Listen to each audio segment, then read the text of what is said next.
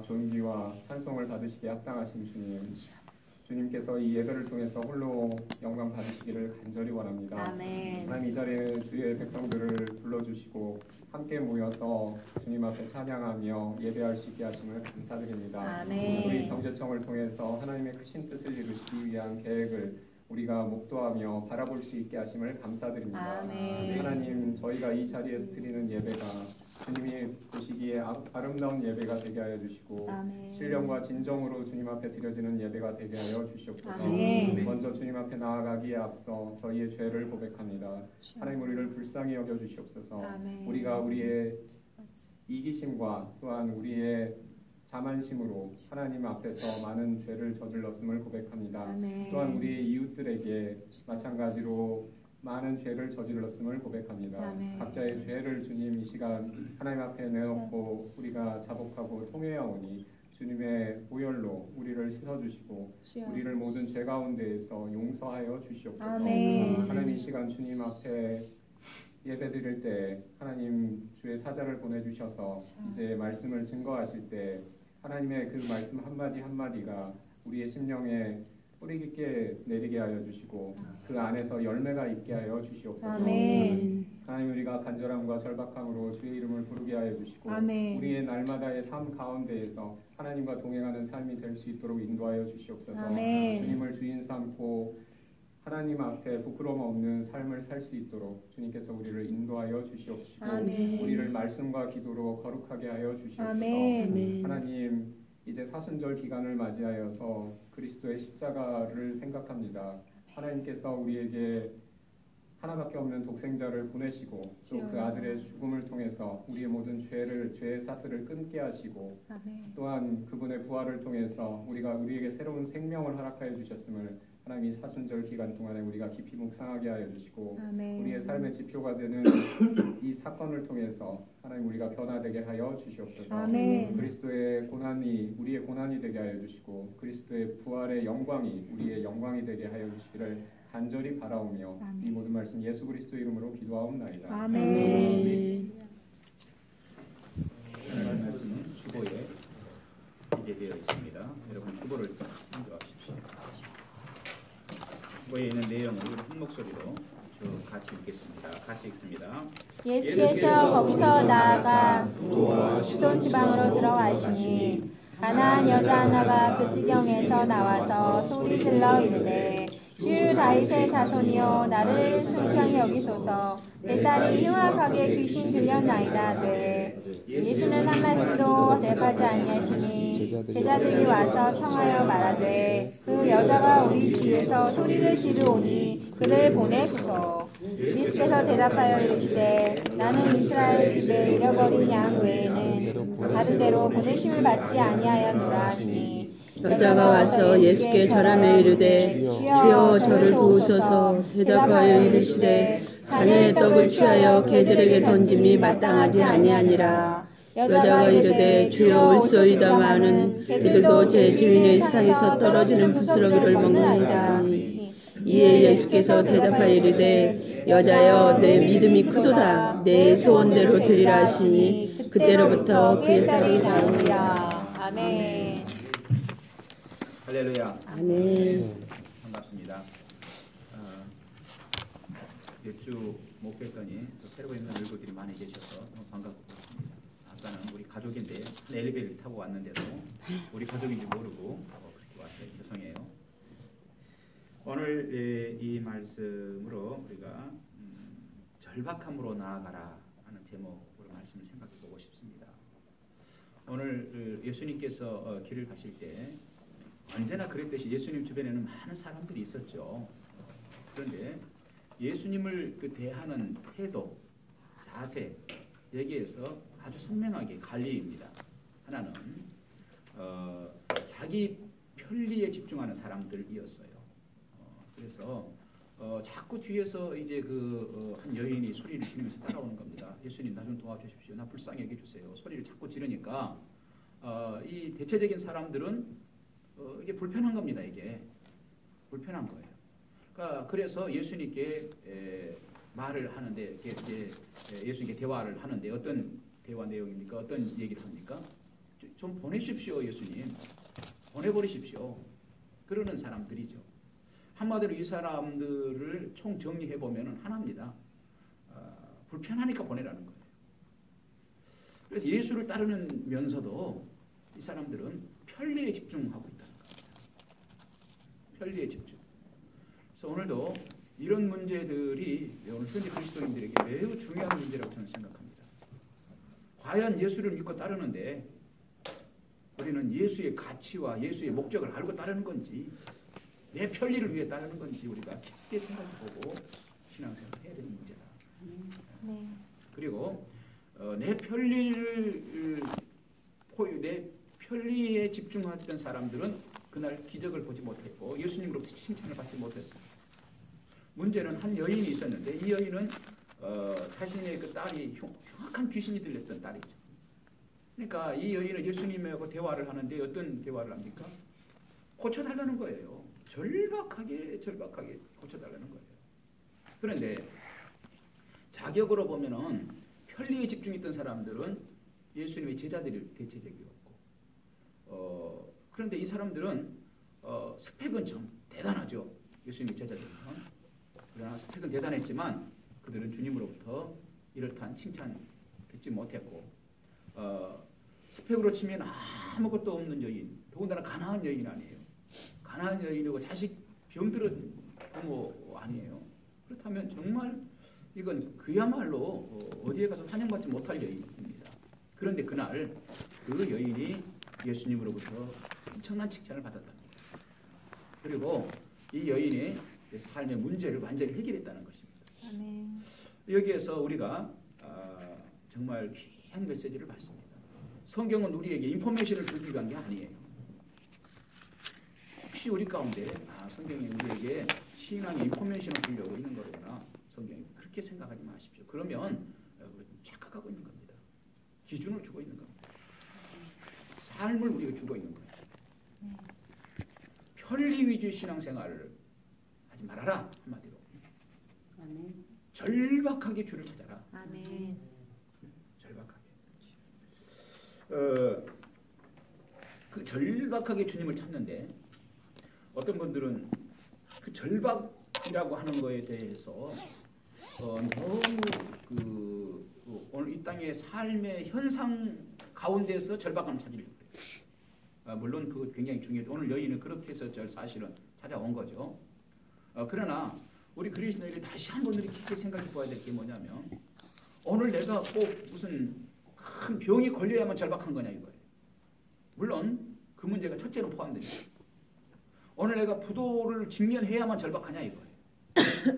아니 사실은 우리에게 더 절박한 문제가 있어요.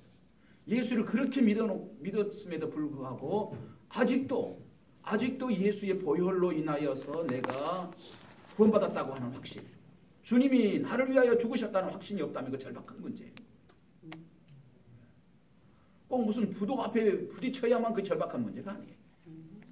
큰 병이 걸려야만 절박한 문제. 물론 큰 병이 생기거나 부도 앞에 직면하거나 내가 정말 진급이 계속 안 되고 다른 동기들은 계속 벌써 올라가는 나는 안 되고 절박한 문제겠죠.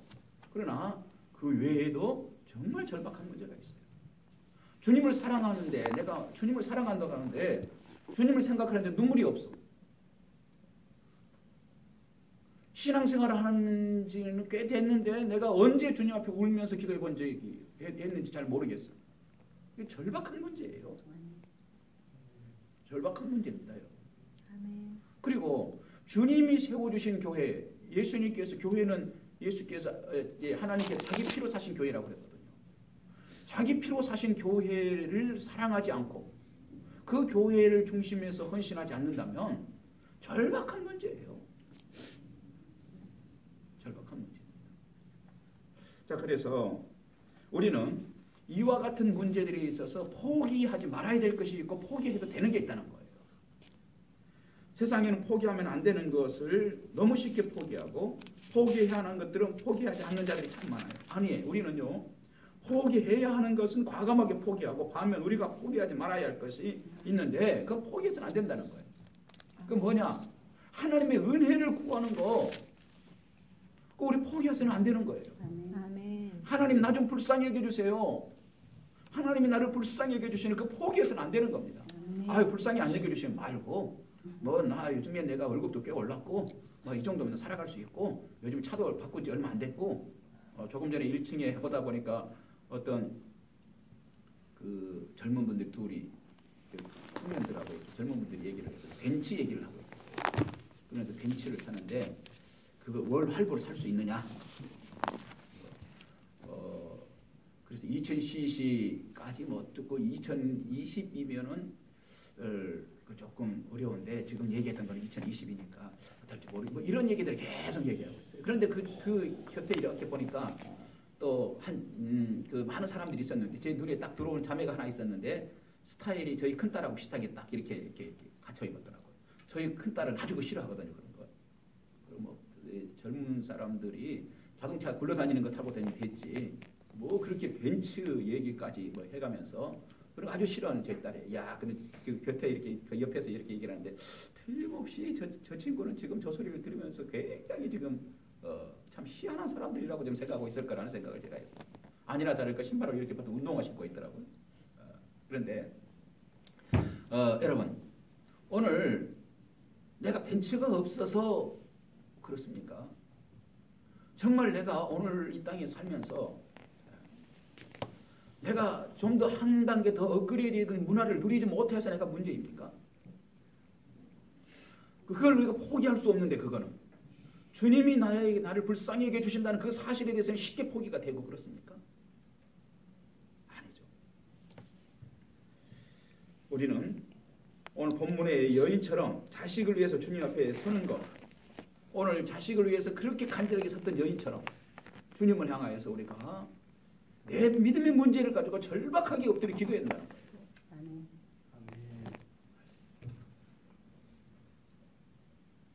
우리가 한나라고 하는 여인 잘 알고 있죠. 한나라고 하는 여인은 아들이 없었죠.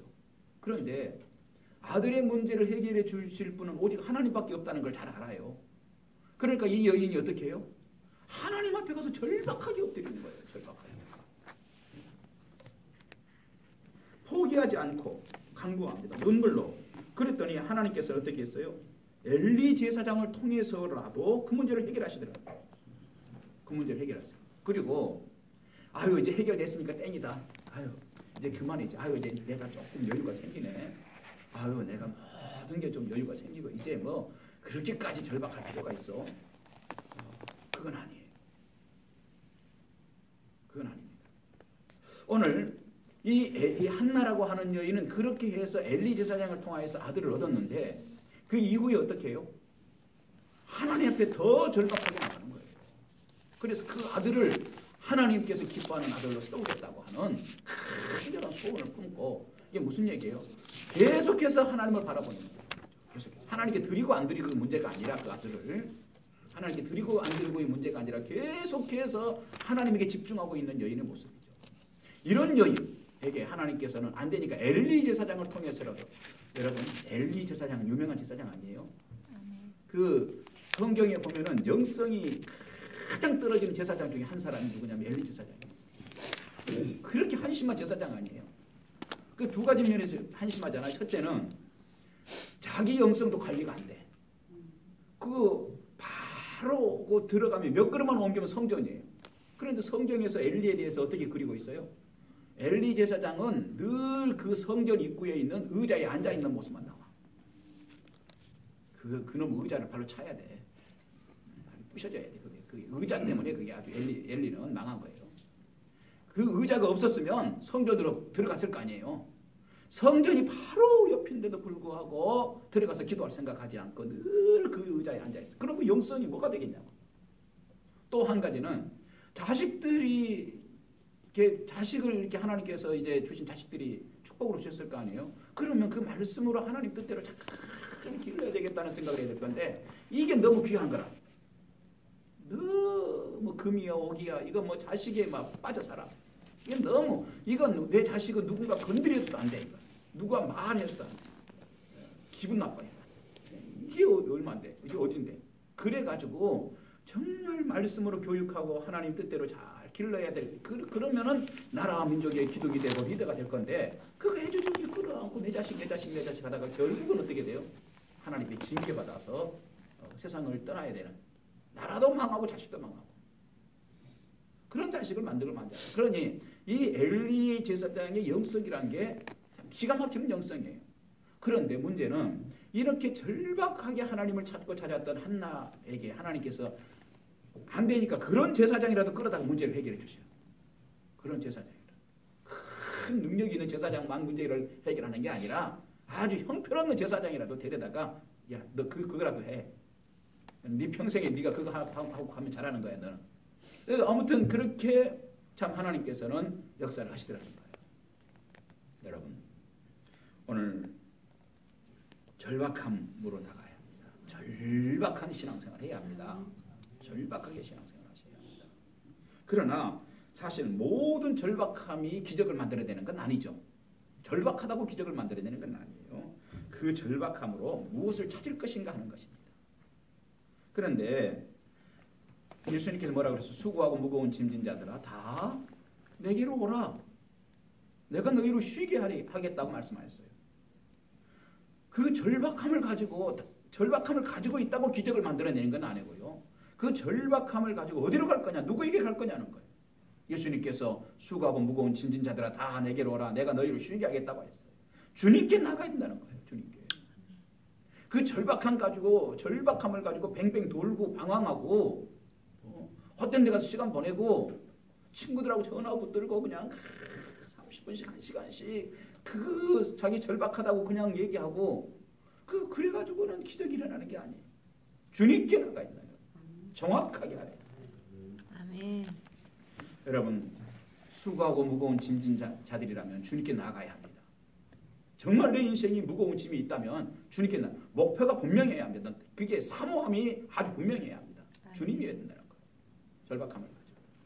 제가 전에도 그런 얘기를 잠깐 했는지 모르겠어요. 우리 30분의 1 운동 목사님들 한 달에 하루 노동 목사님들이 가서 현장에 가서 일을 합니다.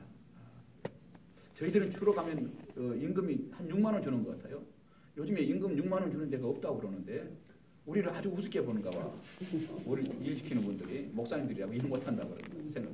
하루에 아무튼 6만 원씩 줘요. 그래서 지난 해에는 문경 사과밭에 가서 일을 했습니다. 그런데 거기 갔더니 그 과수원이었어요. 사과밭. 그런데 그 과수원은 교회에서 운영하는 과수원이었습니다. 그러다 보니까 이제 목사님이 대표 아니겠어요. 그런데 거기에 어떤 분들이 와서 또 있었느냐 하면은 그 교인들하고 또 아주 특이한 분들이 있었는데 알코올 중독되신 분들이 와 있더라고요.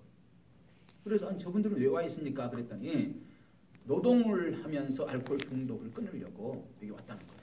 그런데 그 목사님 얘기가 좀 특이했어요. 그 무슨 얘기냐면 저분들 가운데서도 알코올 중독을 완전히 끊고 가는 분이 있고 그렇지 않고 또 다시 돌아가는 분들이 있다는 거예요.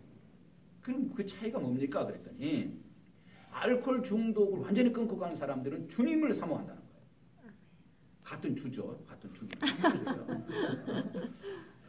그런데 정말 끊고 가는 사람은 주님을 사모하고 다시 돌아가는 사람들은 주를 사랑한다는 거예요.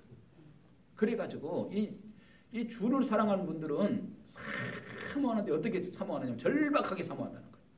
그분들도 절박하게 사모해서 거기에서 술을 마실 수 있는 슈퍼까지 굉장히 멀대요. 그 과수원에서. 그런데 비가 오고 천둥이 치고 막 억수같이 깜깜하게 비가 쏟아지고 깜깜한 밤에도 세상에 거기를 다 갔다 와서 그걸 마시고 온다는 거예요. 와, 그렇게 사모한다는 거예요.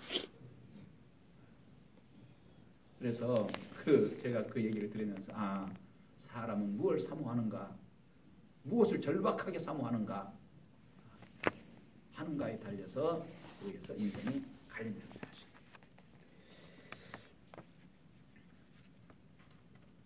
설교를 제가 조금 짧게 하겠다고 결단을 지난번 했어요. 간략하게 이제 마치겠습니다. 여러분, 혹시 지금까지 내가 신앙생활 하면서 느슨하게 신앙생활을 했다면 이제는 긴장해야 합니다. 절박하게 주님을 찾으십시오. 각자 나가시는 교회는 다 다를 거예요.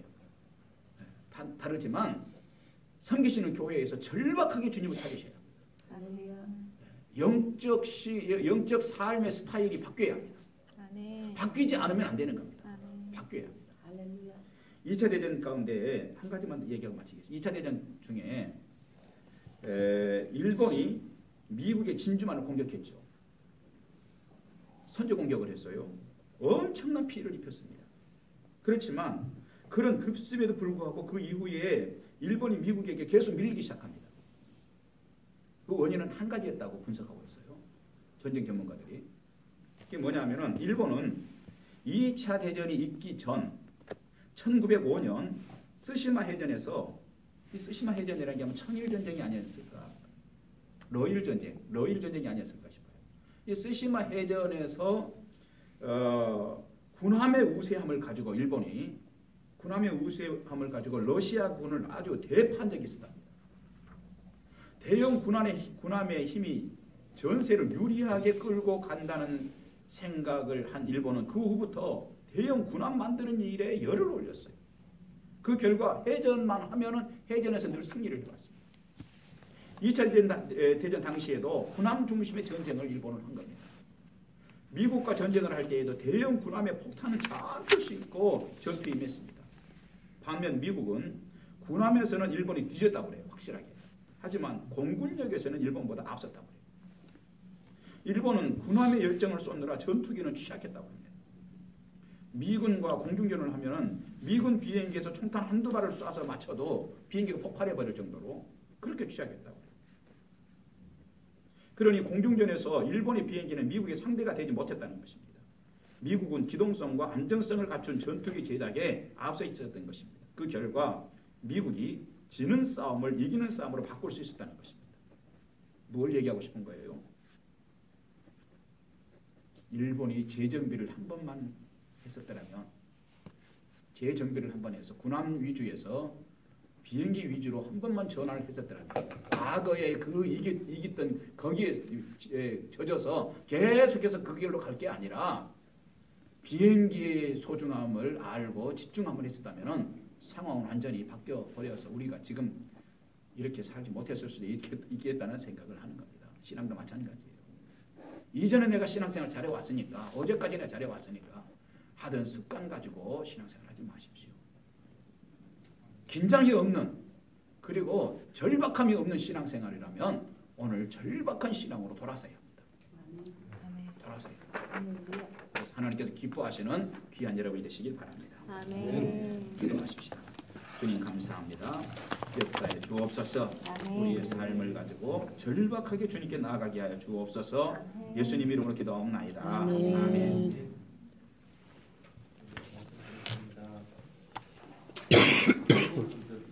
제가 말씀드리겠습니다. 매주 월요일 아침 8시에 아침 기도를 있습니다. 참석 좀 해주시고요. 그리고 저희 이영근 청장님께서 뒤에 왜 20분